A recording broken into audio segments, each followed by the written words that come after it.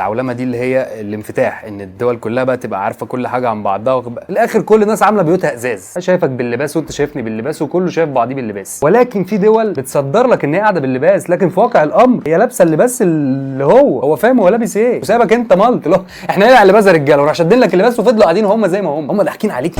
احنا زمان كنا بنحتل بالبنادق والمدافع والحاجات دي بسبب ان هو يبقى غزوك فكريا، غزوك ثقافيا، يقدم لك لغته، يحط لك شويه منتجات من بتاعته، يقول لك اشتري يلا اشتري.